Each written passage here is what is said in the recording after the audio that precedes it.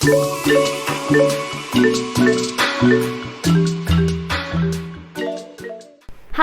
perkenalkan, nama saya Nida. Saya mahasiswa program studi Bahasa Asing Terapan Fakultas Sekolah Vokasi Universitas Diponegoro. Saat ini lagi menjalani semester keempat. Jadi di sini saya mau sharing mengenai pengalaman saya belajar bahasa Korea di rumah Korea. Tapi mungkin saya mau ngasih gambaran dulu kali ya. Sebelumnya tuh saya seberapa kenalkah dengan bahasa Korea. Jadi tahun 2011 atau 2012 waktu saya SD yang jelas itu saya mulai suka sama musiknya Korea Selatan, K-pop. Karena pada saat itu kan di Indonesia booming banget ya, Super Junior, Girls' Generation, Big Bang, 21 itu mereka influence-nya besar banget di Indonesia. Kemudian saya jadi tertarik dengan bahasanya juga. Kemudian saya beli buku Hangul itu di toko buku, kemudian saya belajar sedikit-sedikit ya, jadi Hangulnya udah cukup familiar tapi memang belum mengerti peraturan-peraturan yang ada di dalamnya, karena kan Hangul juga punya aturan kan untuk ditulisnya seperti apa.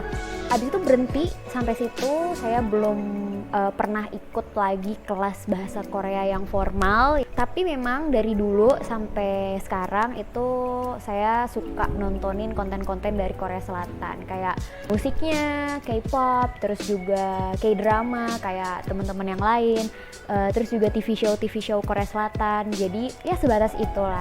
Nah, kemudian program studi saya, program Bahasa Asing Terapan itu bekerja sama dengan Rumah Korea.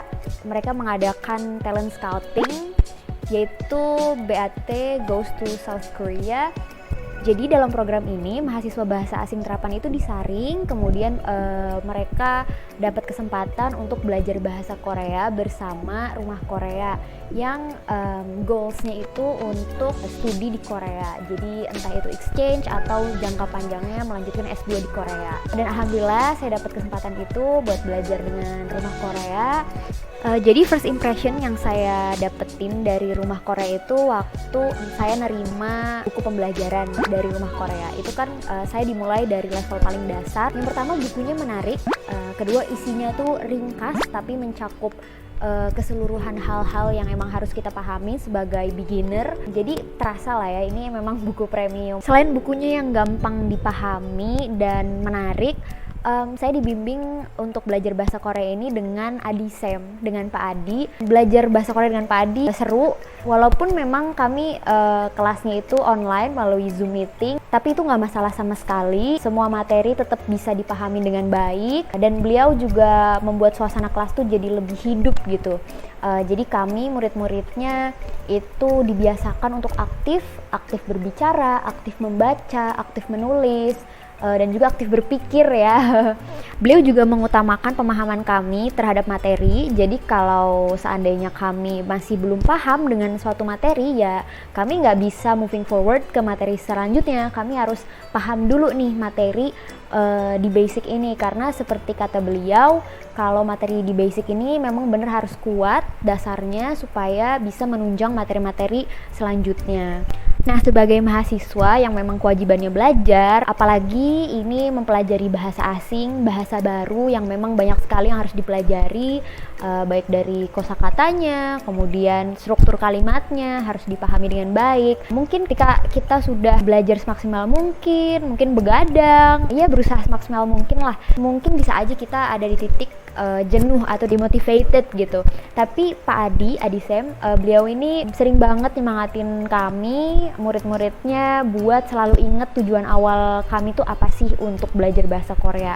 Kami punya goals, jadi beliau selalu nyemangatin, dan itu sih yang bikin saya betah juga di kelas di Rumah Korea ini.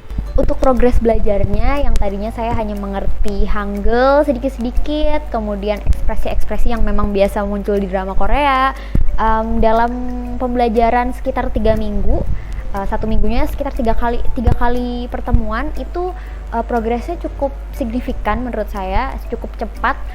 Saya sudah bisa memahami struktur kalimat dalam bahasa Korea, penanda subjeknya, penanda predikatnya, objeknya, yang dengan pemahaman itu saya bisa membuat berbagai macam kalimat gitu, dari mulai menceritakan siapa saya, menceritakan di masa depan saya ingin menjadi seperti apa, kemarin saya melakukan apa, kemudian mempelajari angka dalam bahasa Korea juga, karena dalam bahasa Korea itu kan ada 2 angka, ada Sino Korea dan juga ada Korean number yang memang punya fungsi masing-masing.